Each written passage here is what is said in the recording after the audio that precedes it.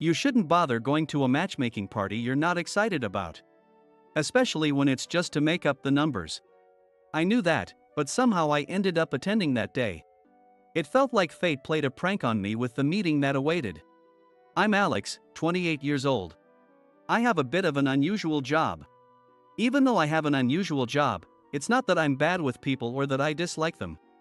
I have a fair number of friends, and girlfriends are always around. It seems I'm less attached than others. I've never had a long-term relationship. Probably, there's something wrong with me. I usually don't think too deeply about it, just shrug it off with an "oh well" again. Because of this, I'm often teased by female friends as being cold. That day, I was a bit irritated as work wasn't going as planned. My work clothes were dirtier than usual, a sign that my frustration was out of the ordinary. At that moment, I got a call from an old college friend, Jason. "Alex, can you come to a matchmaking party? Someone who was supposed to come got sick, and we're short on people." Jason said it in his usual light tone. He has been known as a matchmaking party pro since our college days. He's got a wide network and is guaranteed to organize a successful event. Since college, he has been responsible for many marriages through his parties. With my hands dirty, I turned my phone on speaker, sat down on the workbench, and lit a cigarette. This is sudden as always. It looks like I don't even have time to change. I exhaled a thin stream of smoke along with my words. Watching the elegant swirl of smoke in the air, I thought it looked beautiful. "The place is near your workshop. Just come as you are," he said. The place he mentioned is a slightly upscale French bistro. I visit it often because it's so close. I'm well acquainted with the owner there, so showing up in work clothes is nothing unusual. No problem at all. I'm in if you pay for it. I heard his clicking tongue through the speaker in response to my reply. "You're not broke, just always looking to take advantage." His reply, half joking as always. Nothing has changed since our college days. He indicated that the matchmaking party would start in 15 minutes. I told him I'd be a bit late and hung up. To shift my mood, I snuffed out my cigarette in an empty beer can and re-evaluated the day's work on my workbench. Not satisfied with anything. With a swing of my fist, I violently crushed the day's work. After confirming it had lost its original form, I sighed deeply. Another day wasted. My profession, a sculptor. That's my title. The crushed piece was now just a lump of clay. Not a slump. I reassured myself as I left the studio.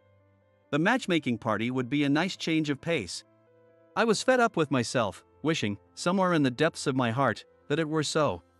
I wondered if I should at least change my clothes, even if it was just to make up the numbers. But I decided to head to the restaurant where the party was to be held in my work clothes.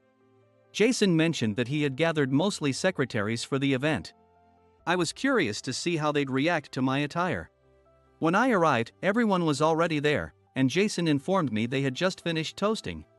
The other male attendees were in suits, fresh from work. Some even wore lawyer badges. Apparently, he had gathered a well-paid crowd today. "Sorry, I'm late." I briefly apologized and took a seat in an empty seat. From behind the open kitchen counter, the chef who owned this restaurant saw me and lightly raised his hand to greet me. I nodded back subtly. "This is my college friend, Alex. He's also 28, same as me." Jason introduced me to the women attending. That was the first time I saw the attending women, and to say the least, they were impressive. Their makeup and nails were immaculately done. Their slender, pale fingers looked as if they'd never touched a household chore. A tilt of their heads released a soft floral fragrance. All of them were equally beautiful and charming, speaking in high, gentle voices. The woman sitting diagonally across from me was particularly striking. I sipped the beer that had been brought to me as I thought about the fact that such a beautiful woman would also attend a matchmaking party. For a while, I didn't join in on the conversation, focusing instead on quenching my dry throat. During this time, I noticed something. The exceptionally beautiful woman sitting diagonally across was intentionally avoiding looking at me. She was clearly ignoring me. Apparently, she had no interest in a guy in dirty work clothes. To say she was uninterested would be an understatement. It seemed more like she harbored a slight disgust towards me. "Alex, you don't have a girlfriend right now, do you?" Caught off guard, I responded with a dull "Nope." That's when the beautiful woman across finally looked my way. A little too much makeup, but still beautiful. As I recalled, her name was Jessica. Surprising you've ever had a girlfriend. She suddenly turned her attention to me. Her eyes looked at me almost as if I were a stray dog. Well, I've had a girlfriend now and then. I replied nonchalantly, facing her overt hostility. Despite the tense atmosphere between Jessica and me, the guy sitting next to her seemed completely unaware. He was engrossed in conversation with the woman sitting in front of him. It appeared that Jessica was displeased with his lack of attention, resulting in her bad mood. In short, it was her taking it out on me. Look around you. Don't you see how out of place you are? She smirked in a mocking way. It seemed her comment was directed at the fact that I was sitting here in my work clothes. I wasn't told there was a dress code. You know what common sense tells you? You're coming to a party with us. It's rude. Her voice grew louder. The other members started to notice our quarrel. Oh wait, Jessica. I asked Alex to come over on short notice. And the reason we're wearing suits is because this is our work attire. Alex is just dressed for work as well. Jason tried to mediate between us, half-jokingly. Still, she didn't stop belittling me. You know what? Let me be the first to clarify something you all are too kind to say. She said this as she looked around at the other women. It seemed she positioned herself as the queen bee among the group. Everyone avoided eye contact with Jessica. Why don't you go home, you poor guy? In a mocking tone, Jessica snapped at me. That comment finally got to me. No sooner had I opened my mouth to say something back than I heard a clank and the pull of a chair. Then, I will be leaving. A woman stood up and said so.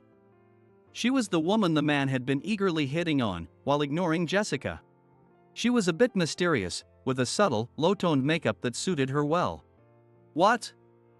I let you participate out of kindness, and this is the attitude I get? Who do you think you are? Her anger redirected toward her. But Jessica's anger didn't seem to matter to her.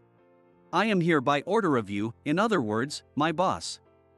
If I am allowed to leave, I would like to do so immediately. Her voice was low and calm. Oh no, Sophie. Please don't tell me you're leaving when you rarely even join us for drinks. Jason raised his voice, trying to stop her from leaving. It appeared that he was also interested in her. Jason, it was a brief but very pleasant time for me. But I hope you understand that any more of this time means nothing to me and my service overtime has come to an end. Without a hint of a smile, she addressed Jason, then placed a few $100 bills on the table and walked out. It all happened in a flash. Overwhelmed by her demeanor, I just gaped, watching her walk away. What's with that attitude? I'll tell my mom about this when I get home. Jessica grumbled in frustration and downed her glass of wine in one go. It seemed that they had connections beyond just work. Who was that woman? You called her Sophie, right? I quietly asked Jason. Her name was Sophie. It turned out she was actually Jessica's secretary. Jessica was her boss. After that, Jessica's mood quickly improved as she was able to talk leisurely with the man she favored because Sophie was no longer there. The man seemed displeased, but she was oblivious. I finished 2 beers and made up an excuse to leave the matchmaking party early. I had no interest in what happened after I left. The only person I was interested in at the party was Sophie, who had left promptly. We hadn't exchanged a single word, and I didn't know her contact details. Probably, I'll never see her again. A week has passed since the matchmaking party. Nothing in my daily life has changed. Jason contacted me to apologize afterwards. It seems that the matchmaking party was arranged at Jessica's request. Probably because the man she was interested in was going to be there. He asked me to join again, but I felt like avoiding it for a while. Some things seemed tedious, and most importantly, the work was overwhelming. On the workbench, the smashed clay was still there after a week. I just couldn't bring myself to redo it, so I opened my computer to check my emails. I accepted job requests via email. Whether sculpting prototypes or crafting final pieces, I only took on work that I genuinely liked. Since I was not affiliated with any company, I believed I was entitled to this bit of self-indulgence. But the job that was stuck in front of me at the time was not one I was willing to accept. It was a job referred by my mentor, which I couldn't refuse. I thought it was understandable that I didn't feel good about it. The task involved researching to create a statue of a particular individual.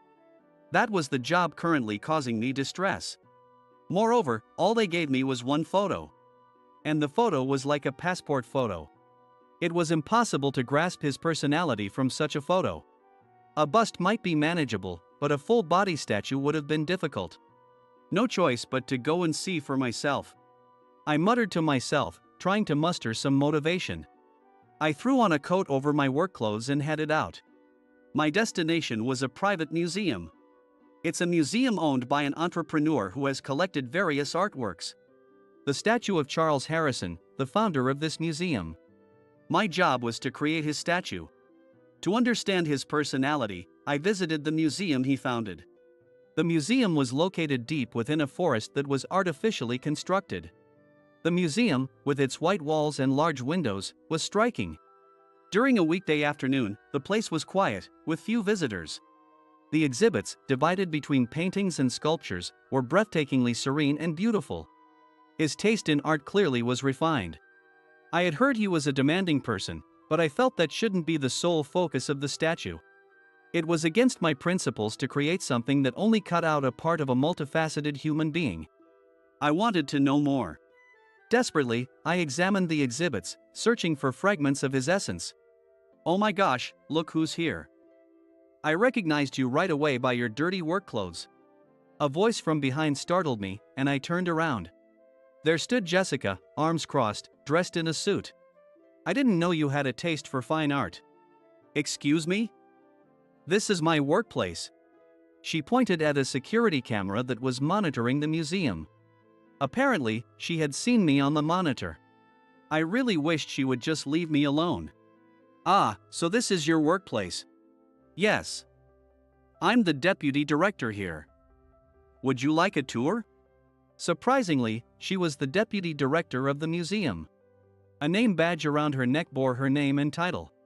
No thank you. I'd prefer to look around quietly. I turned my back to her, focusing on the artworks. Behind me, she clicked her heels in irritation. Jessica, the chief curator, Fred, is waiting for your approval. That low and calm voice reached my ears. I instinctively turned around. There stood Sophie. She was wearing a long, tight skirt suit and a thin silver necklace. Her modest makeup was the same as at the matchmaking party. She greeted me. Alex, I apologize for not properly introducing myself the other day. She said so and apologized. Wait, what's going on? What's this guy to you? Jessica suddenly started to panic at Sophie's demeanor. Jessica, this is Alex, the sculptor we've commissioned for the museum's statue. What? No way! Jessica exclaimed in surprise.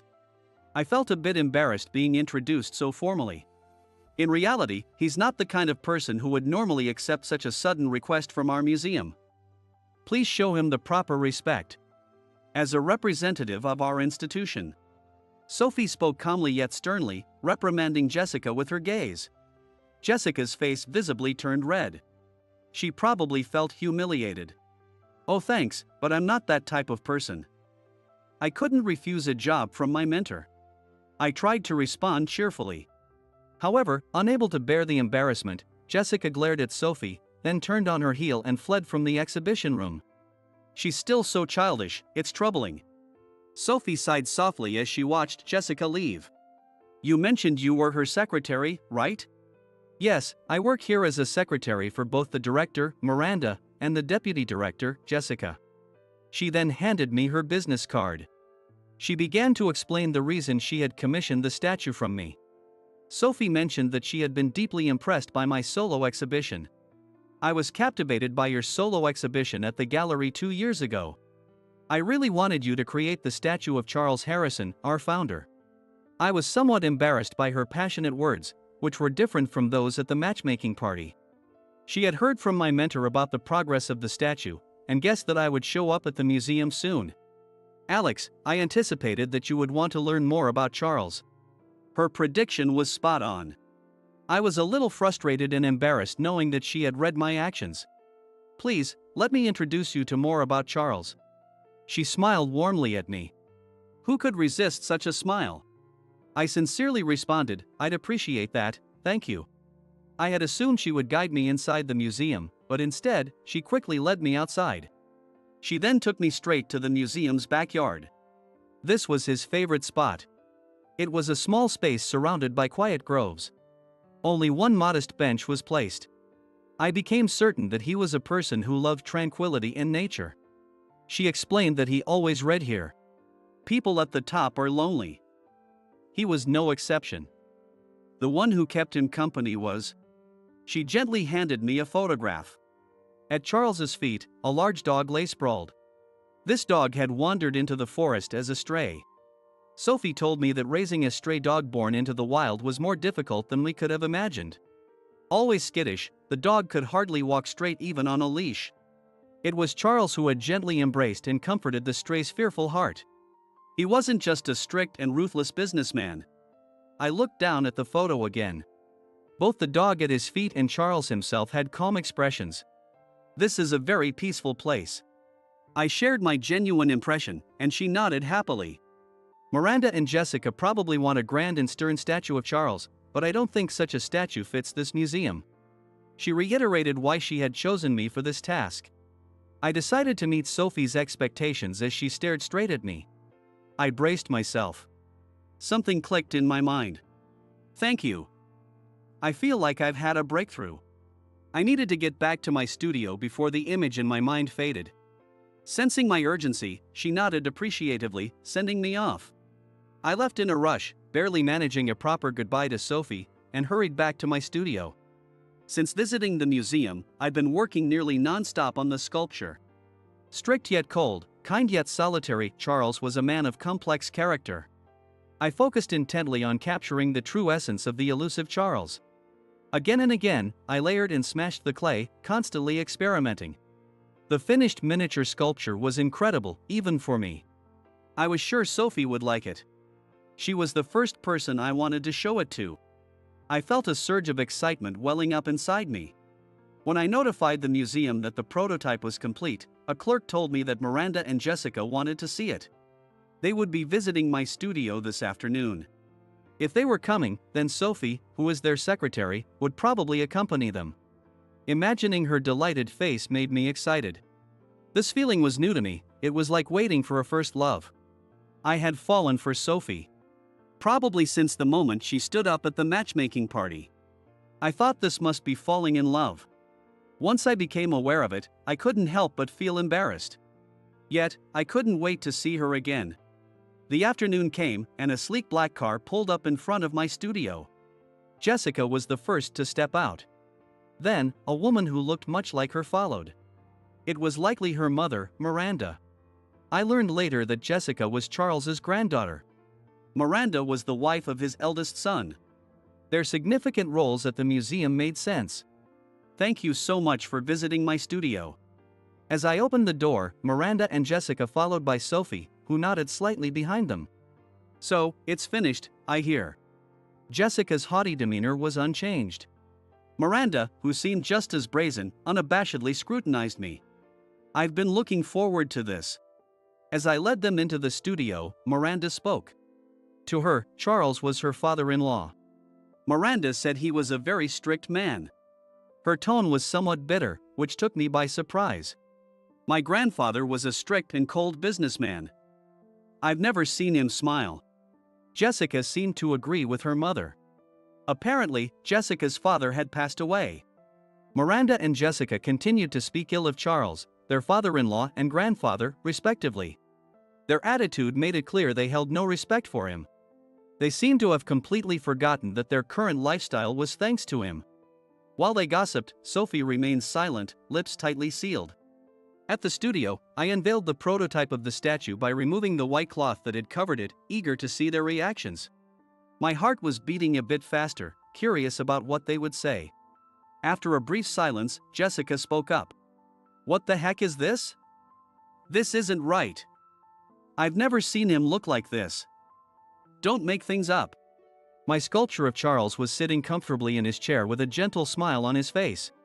The book he was reading laid face down on his lap, and his dog looked up at Charles with a trusting eyes at his feet. Far from the stern and ruthless businessman image. I wanted to see Sophie's reaction. Turning towards her, I saw that she was quietly shedding tears. Miranda and Jessica, busy arguing loudly, hadn't noticed Sophie crying. Without raising her voice, Sophie simply cried quietly. "This is wrong. This isn't my grandfather. This isn't the grandfather I knew. Redo it." Jessica raised her hand, about to smash the clay model.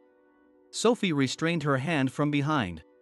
"Let go of me," Jessica yelled. "I know this side of Charles. I can't believe that you guys, who are supposed to be part of the same family, don't know it." Her words made Jessica's cheeks flush with anger. Her blood must have rushed to her head in fury. "What do you know? A gentle person? That's a joke. Do you have any idea what my mother and I went through?" Shaking off the hand that held her, Jessica screamed at Sophie with a demonic expression. "That's because you guys were secretly trying to sell off the artworks." Sophie's words made the color drain from Jessica's face. "You think me and Grandpa didn't know that? My father, who was the second son, told me that I should take his side." Sophie revealed she was the daughter of Charles's second son.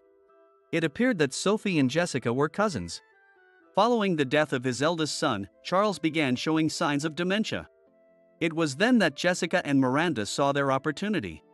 Without drawing attention, they schemed to sell the artworks Charles had collected, and indeed, some were sold, Sophie revealed. "My grandfather used to say, 'Why were you in such a hurry when they would inherit everything once he was gone?'" Sophie continued. "He was saddened that you didn't cherish his beloved artwork. It may be a difference in the way we value things, but there are a certain number of people who can only judge artworks by money." I didn't want to blame Jessica and her mother, but I wouldn't want my work judged by such their values. "Can't you see that the reason you didn't get to touch Grandpa's kind side was because of yourself?" Her words caused Jessica to visibly slump. In a small voice, she repeated, "It's not my fault. I'm not to blame. It's because Grandpa favored you.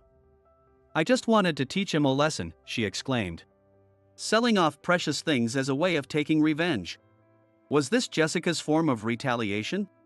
"It's enough, Jessica," the museum director, her mother, said as she gently embraced Jessica, who was trembling with anger. "We would like you to continue with the statue as it is," she said, taking Jessica and leaving the studio. There must have been some conflict between Jessica and Charles. I never imagined it could have twisted this far. "Alex, thank you. I never imagined Grandfather could be revived in such a wonderful way," Sophie expressed her gratitude. "You wanted Jessica to know this side of him, didn't you?" I asked, noticing her surprise. Sophie relaxed, chuckled, and whispered, "You caught me." Sophie then explained that, unlike her, Jessica had been raised strictly as the eldest daughter of a legitimate family. Probably, Jessica had misunderstood Charles's affection. If this statue is placed in front of the museum, Jessica will have to face the gentle Charles every day. "I hope that the twisted image of him in her mind will be replaced by this kinder version," Sophie said. She extended her hand for a handshake. "And I gladly accepted. I think your cousin will be okay now. But more importantly, why don't we talk about our plans going forward?" Sophie looked up, surprised, her eyes were on me. I could see the reflection of me laughing in her big eyes. "Like, how about going out to dinner with me this weekend?" Her eyes widened even more. It was as if she was as startled as a deer in headlight. "I wish you would say yes right away." I looked into her eyes and prayed in my heart,